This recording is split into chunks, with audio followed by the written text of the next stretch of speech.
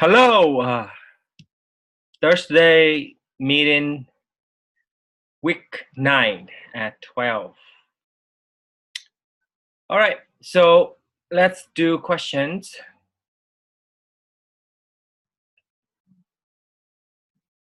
Hope you're doing well. Anna, only you are here with me today. That's okay. So what questions do you have?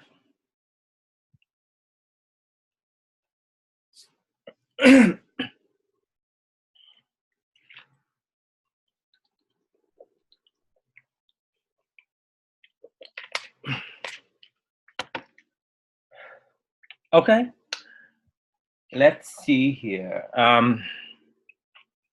Week 9 is another easy week, but next week it's gonna pick up again, and it's gonna go full force to the end of the semester.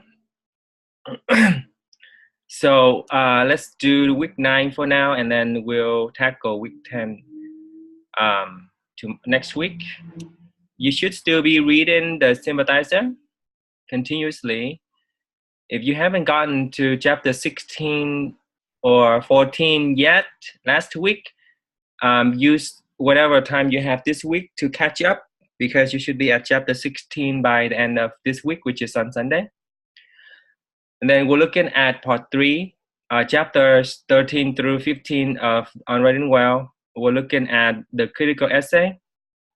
We're looking at the databases for our research project. You know, looking up your 10 sources for your topic, your research topic. And then I've got a bunch of videos for you to watch here. Week 8 journal is on week 8 reading, one page long. Week 9 discussions forum. Oh, good. I'm glad you're still reading the sympathizer and staying on top of it. There are 23 chapters total, so you can do the math. Towards the end, you have to read an extra or 2 chapters. So reading ahead is good. Okay, so the sympathizer, we have to finish reading it by the, I would say, December 11th, because the semester ends on December 15th. So the sooner you get it done, the better it is. But our pacing is still 2 chapters per week for the sympathizer. Okay, we're doing the peer review workshop on the profile essay draft this week, and let's see if anyone has posted. Christopher hasn't. Jose hasn't. So people need to post. I'm gonna make a reply and do this.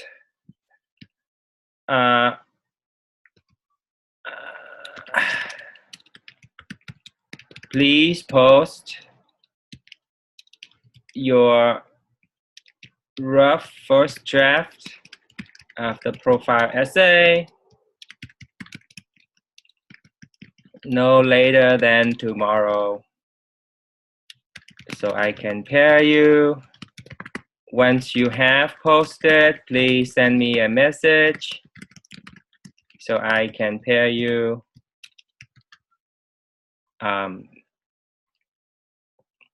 in time, in a timely manner.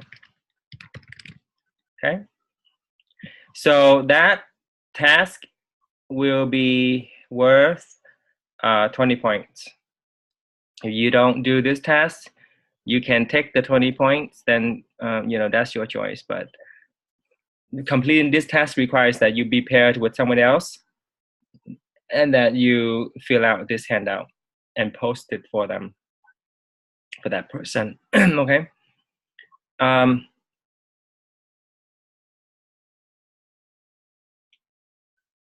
Right, this is an academic essay, and people could be confused that the that they could essentially turn their interview paper into a report, and that's not what this assignment is asking you to do, right? It's asking you to come up with a thesis about something about your interviewee, whether something that your interviewee told you or something about that person, or the whole experience you have with this person.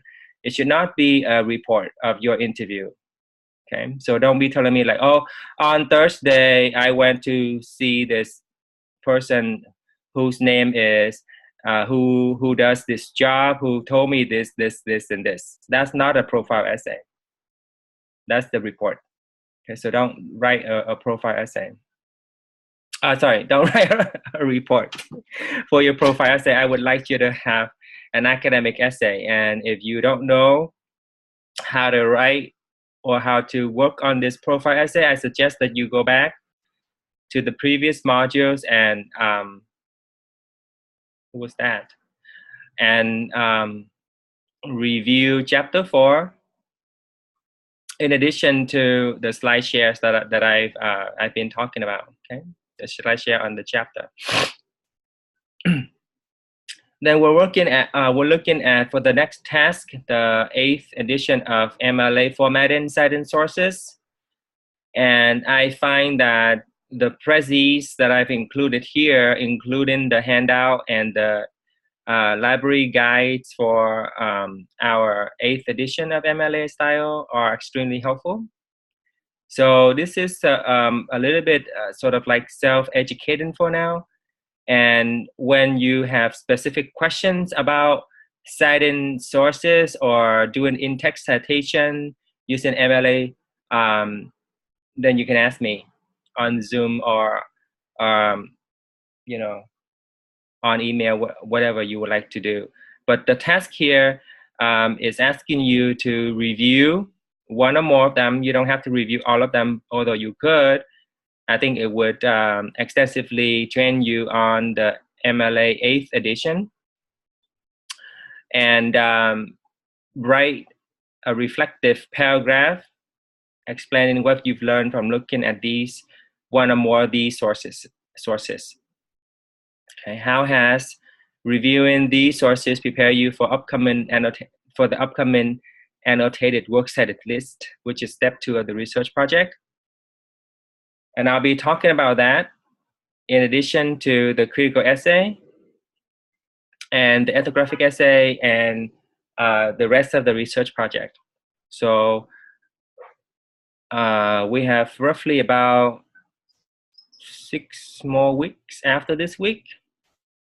So we have, is this 6 weeks? My goodness, I cannot count. So let's do time and calendar. Let's see if we are dealing with enough time here. So this is the beginning of November, week 9, 10, 11, 12, 13. And then we have December 14, 15. So we have 15 weeks in the semester. That means we have 7 more weeks, including week 9, to get more things done. Okay, so we do have some more time, but not that much. So if you are behind and not having done any turning in your late work or your missing work, you should hit the ground running at this point. But most of you are good on getting things done, so I'm not too worried about you guys. So keep up the good work. The last task right here after the MLA task is your practicing your ability to design and write effective discussion questions. Okay, so I'm asking you to post 3 discussion questions that you create on here for this task based on chapter 11 through 15 of the sympathizer. So here's a resource from Stanford that lets you know more about how to create discussion questions that are effective. Okay. So, for example, you can do analysis, STEM, and you can say, how would you explain the subplot, the Hollywood subplot in the Sympathizer, right? You should have read up to that part in the novel where the narrator tells us his experiences working with a movie called The Hamlet. Okay, so you can write an analysis type of discussion question using that sentence, that question starter. You can do compare contrast. You can say, what is the similarity between Violet and the Archer, right? The Archer is the director who tried to kill the narrator. Okay, so you can do that and then have a discussion. Cause and effect. What are the causes of the rifts between the narrator and the Archer? Things like that. You can do clarification. You can do simple yes no, but simple yes no means an explanation that follows it. Okay, so use this source to create 3 discussion questions, and then when you reply to your classmates, choose one of those discussions to respond to. For example, you can respond to Christopher here on one of his questions. So he has some good questions going on. So you can choose one of them, or you can choose Jose's. Okay, and so that's part of this task. So if you respond to your classmates' discussion questions, you don't have to respond more. So just to responding to classmates would be sufficient, but that doesn't mean that you cannot respond more, right? So have a lively discussion so that you can deepen your understanding of the Sympathizer, and you can certainly debate with your classmates on the Sympathizer.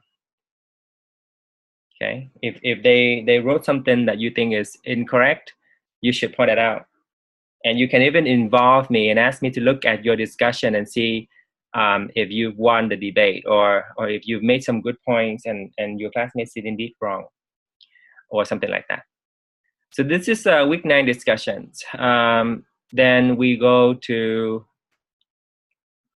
the profile essay, and this is due on Sunday, the final draft. Okay, before 11:59. Now let me repeat my updated late work policy, which is you can still turn in late work at this point, but you've lost the ability to resubmit and your revised version for a better grade. So if you cannot make the deadline, and you can still submit, and I won't give you any minus point for being late, but you will not get the chance to resubmit your revision. Okay, so you're stuck with whatever grades you have from me if you're late turning it in. Now if you're early and on time submitting your work, you are qualified for a chance to redo and improve your grade.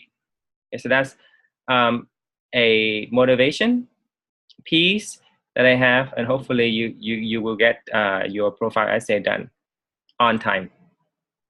So if you don't know, like I said again, if you don't know how to write this essay and not turn your interview paper into a report, you need to both read the chapter, write in a profile, and look at this slide share.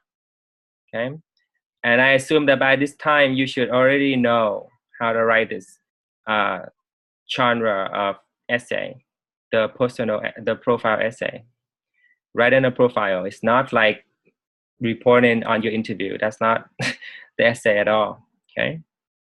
The important question to answer is, what does it mean?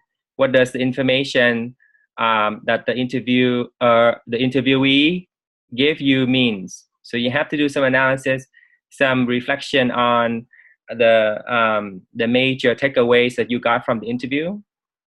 That means you do not have to use everything you got from the interview, but just pinpoint the ones that you want to address, the points that that makes a lot of sense to you, that surprised you, the points that make you learn a lot, things like that. You could focus on and write a thesis statement about. Okay. Is there a particular question about on the profile essay that I can help you with? That I can help you with right now? Almost bit my tongue there. So the thesis statement is about the person or the topic? No, it should not be focused on the person. It should be focused on the information that you gain from that person. But you could describe, you can enhance your argument with narrative details by describing the way that this person looks, the way that this person carried him or herself during the interview, the aura and the rapport that you got with this person. So those details, narrative details, can enhance your argument. But it should not be focused on this person particularly. It needs to be on your interpretation of the information that you got from this person. How does it enhance your understanding of the controversial topic? What does it mean to learn more about this controversial topic through this interview? Okay. So if you could frame your thesis statement around those two questions, you're probably on the right track to write it. So it seems like that question implies that you need to review the chapter again. You might have looked at it before, but it's been a while, so you need to use a slide share to help refresh your memory on how to write it. Okay. Now, the difficulty part or the confusing part about this essay is that most students take it for a story telling, right? So they write a story, and the main character is the interviewee that they talk to.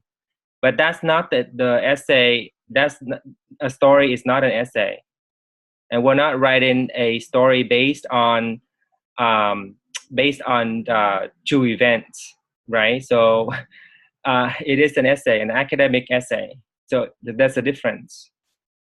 So don't be telling a story like once upon a time I met this character who turned out to be a Kaiser nurse who told me a lot about abortion, and this and this happened to this character because this and that, right? So that's a story, but you don't want that. You want an essay.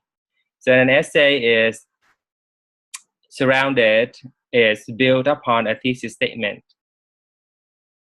right? So the academic essay is not a story. So I recently got that as a mission at West Valley. I'm also teaching the same class there, and one of the students wrote a fantastic story about the interviewee. So I read it, and it was really good. The short story is well written, but it's not an essay. Okay, so unfortunately that student has to redo. And then on the flip side, the other side of the extreme. Can I check this with assembler? The 5-3 essay? What do you say? Can you repeat your question? The row 5-3 essay. Can I check this at assembler? Yeah, the student exemplar in the chapter, it's good to follow. Yeah. But just don't be confused that you are writing a story is what I'm saying, or you are writing a report. Okay. Yeah, got it. but it's a portrait of the, like I said, it's a portrait of your interviewee. Okay, so it needs to have your own analysis and interpretation in this essay as well. So write about how you interpreted the information that this interviewee gave you. Okay, and what it means in terms of teaching you something new about the controversial issue.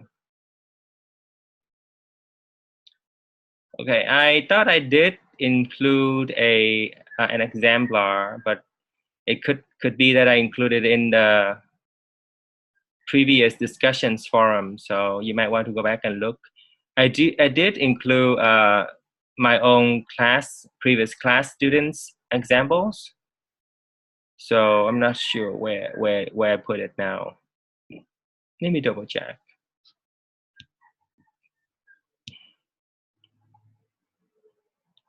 Yes, but the book is your friend, right? The book is really your friend. It has all the information you need there. Not here.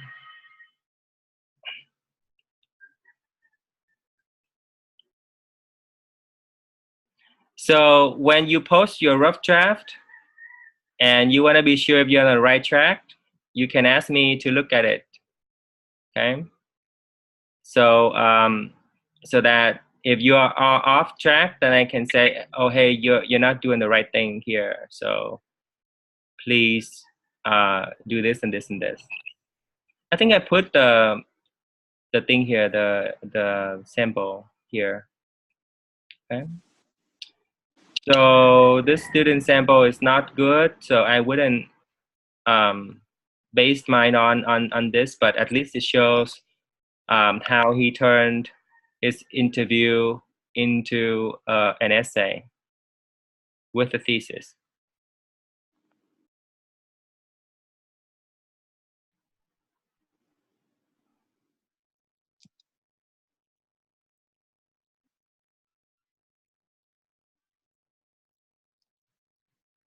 I can do it. So this is the profile essay? Yeah, he submitted this as his profile essay. 7. You see, the first part of his essay was focused on the interviewee, right? Giving us a glimpse into a profile into what Jasmine Kaur, the interviewee, looked like and was doing. But then the last part, the later part, especially this part, shows that the student try to analyze and try to interpret the information that was given to him. So it doesn't become a report because it shows that the student is interacting with the information that he was given through the interviewee. Okay, this works cited page is done incorrectly as well. But that was a B level essay, not very good. So I would think that you should follow the book. But if you want to see what one of my students did in the past, you can look at the interview paper here. This is why I put it. Okay. Any other question? But in the book, I read in the profile in the book, it's very like the story. Yeah, it is. It reads like a story, but that's why the confusion comes in.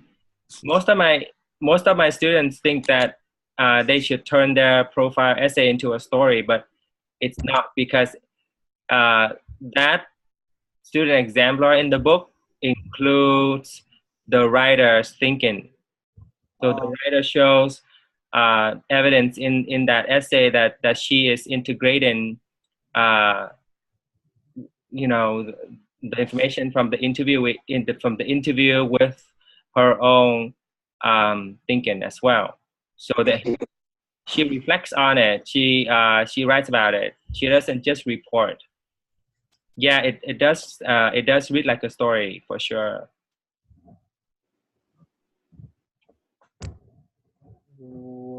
So, but that's only one style, you know, like the previous three examples by the professional authors, you know, they read differently as well. The inquiry approach demands that you combine narrative storytelling with critical commentaries and critical analysis. Okay, that has always been the basic guidelines of inquiry. This is why it's called inquiry, right? Inquiry is at the heart of the curious writer. That whole textbook is based on inquiry.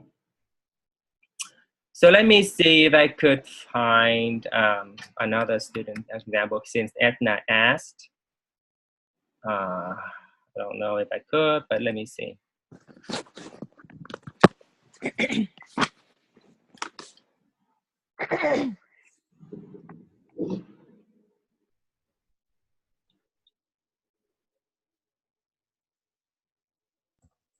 Five student Ray A.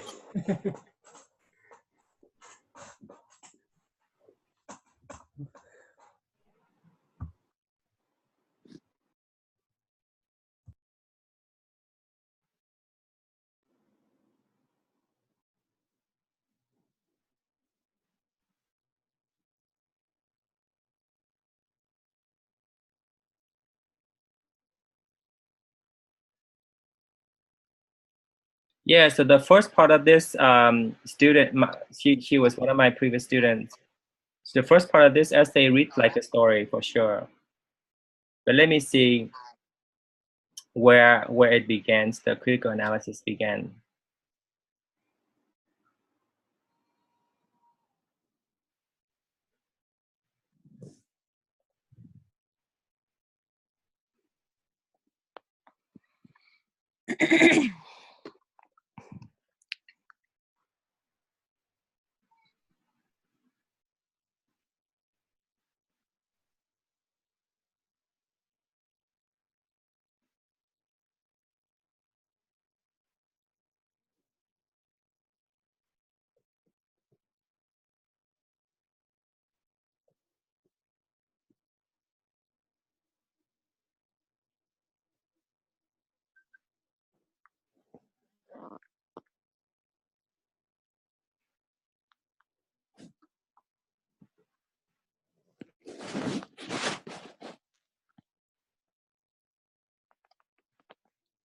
Yeah, so it began at the end, towards the end, the very end of her essay here. But for the most part, it read like a story for sure. But there needs to be somewhere in your essay, whether you do it at the end or you sprinkle it throughout, you need to include critical analysis of the information that you got. Okay, so reflect on the interview experience and what you've learned from it by integrating the information with what you already know on that controversial issue. Okay,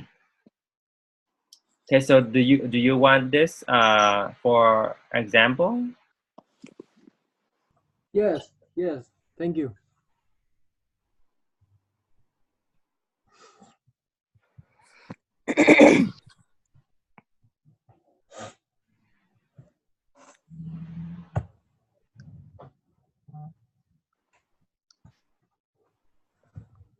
I gave her an A on this essay.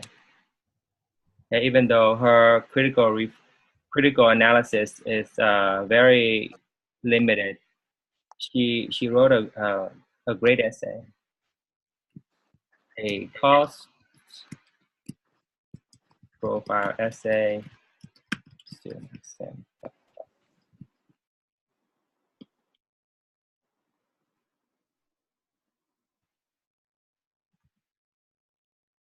Okay, so now you should have it.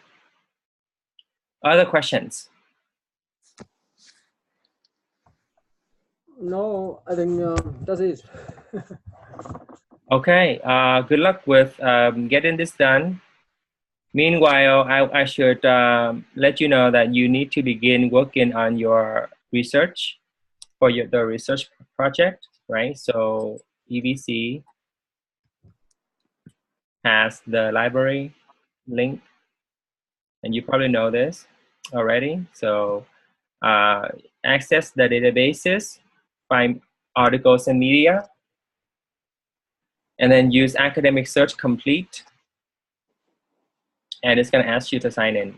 It's going to ask me to sign in, but after you sign in, you type in the keywords of your research topic, and then locate the most relevant sources to use.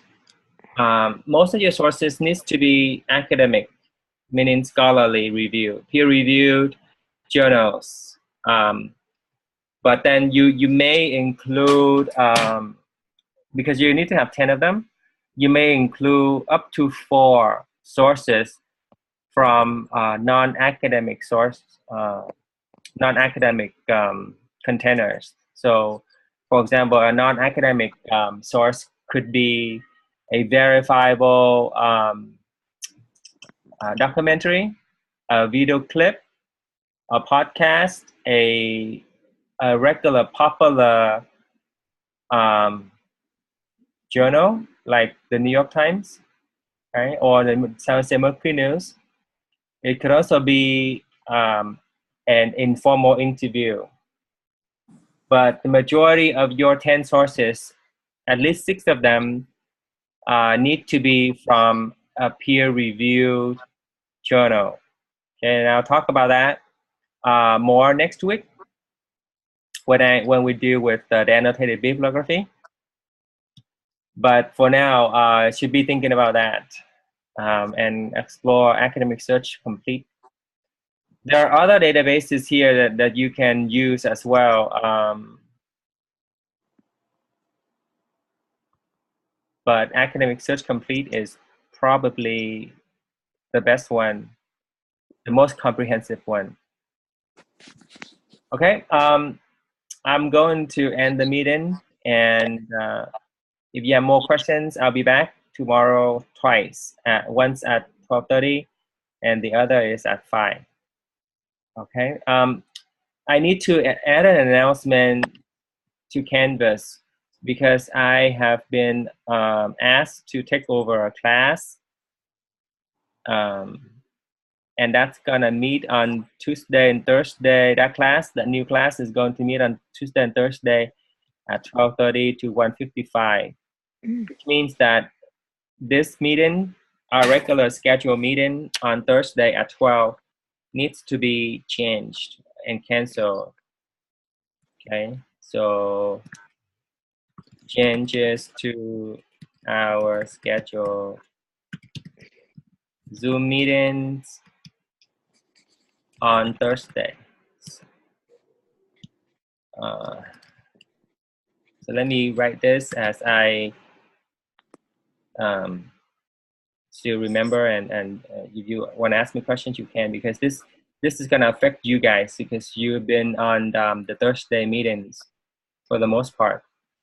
I have been asked to take over a class,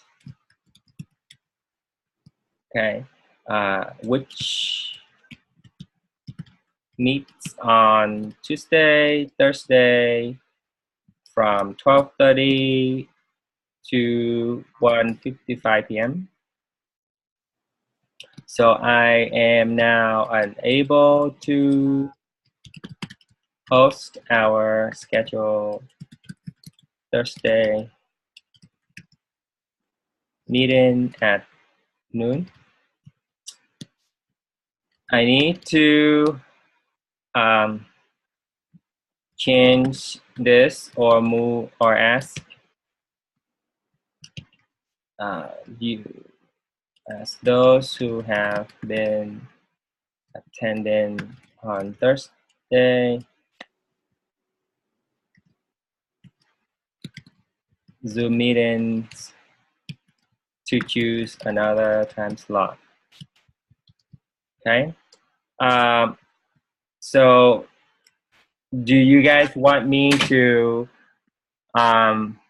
move the meeting to another day, to a sooner time on Thursday, or do you want to just join our meetings on Friday and Tuesday? Because we could, oh my gosh, it's gonna affect our Tuesday as well because that's the scheduled meeting. Perhaps we can do a Monday, Wednesday instead of Tuesday and Thursday. Yeah, Monday and Wednesday. Yeah, I could do that. I could do Monday and Wednesday, but then my availability on Monday and Wednesday is rough. Let me think. Let me see my schedule here. Only because the meetings that are the later during the week, if we have questions early during the week, then it's going to give us less time to, you know, to work on our stuff before it's due on Sunday. I mean, that's just my take.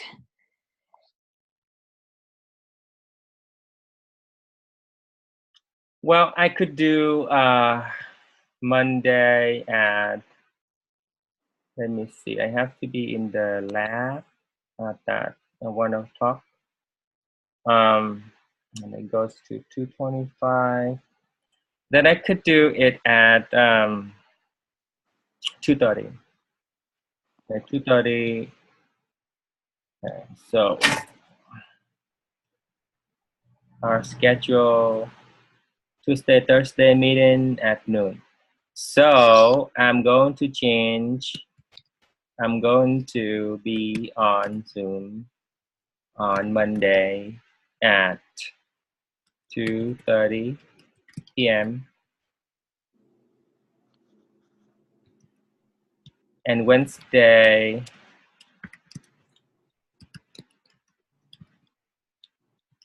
at I have to start at 2:25, so then I can do 2 o'clock. 2 o'clock on Wednesday instead. Okay. Please make a note in your schedule so you can join me on Zoom for questions, clarifications, explanations, whatever. You're still keeping the Friday meeting as well, right? Yeah, sometimes. Sometimes.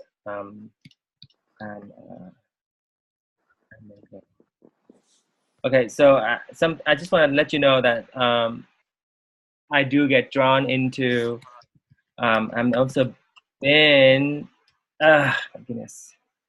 I'm also involved with with various administrative applications, opportunities, not obligations, such as the Summer Bridge program and SBCAE. So sometimes, especially on Friday, I will be unable to host. Yet, I will try my best to be present each week, at least once on Zoom. Okay. So the schedule, I hope you realize that it's not set in stone. And I am among the very few instructors who do this Zoom meeting thing. So that means that I'm not obligated by my contract to have Zoom meetings, that I'm doing this based on my experiences, that it works and it helps students out. So I'm being supportive of your success. So don't be thinking that this is something that I have to do and expect it. So I just want to clarify that. Some students do think that, you know, this is this Zoom meeting thing is like a class meeting that I'm obligated to host them for you. But in an online setting, high institutions have not made it mandatory to host Zoom meetings like this. Most online classes are asynchronous. That means the teachers, the instructors design a class on Canvas and keep in touch with the students via messages, inbox messages, and announcements. So they do not have to appear on Zoom meetings like this at all, okay? So I hope you are taking advantage of Zoom meetings, and that if one day, one Friday, or one Monday or Wednesday when I got drawn into a quite often surprising meeting or last minute meeting and I cannot host, I hope to have your understanding and accommodation, okay? We do have the Zoom recordings on my YouTube channel.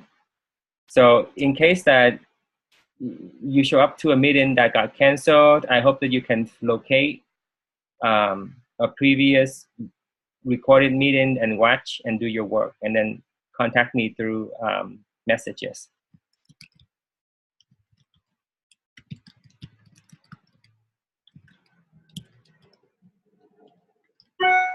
Okay, so now our starting next week. Let me clarify that.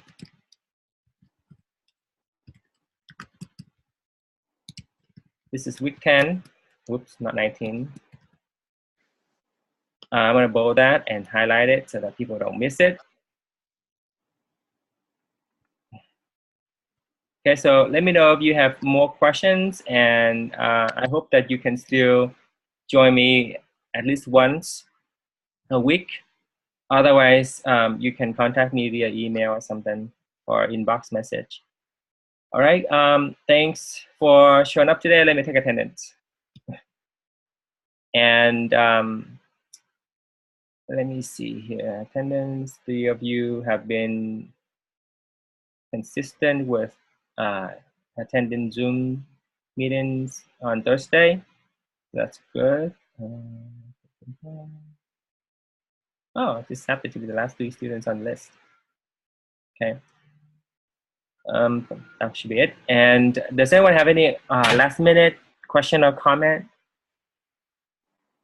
No, I just wanted to know if we can't make it on any of those days, are we going to get points taken out? Or No, not at all. No, I do not grade you based on attendance, but because of the attendance policies in our catalog that I need to keep track of attendance for administrative purposes, such as if you got somehow been questioned by the student affairs department and they want to verify your attendance in an online class, then they can ask me for it.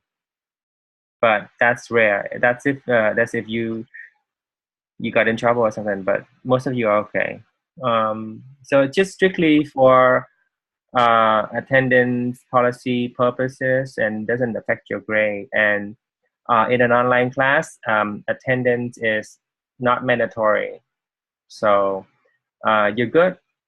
Don't worry about it, and just keep it. Just to prove that you've been involved and active. Okay, thank you. You're welcome. And any other comment or question? Or, all right, we're good to go. We're good to go. We'll see you next week. Good luck getting your profile essay in. See you. Okay, bye-bye. Bye.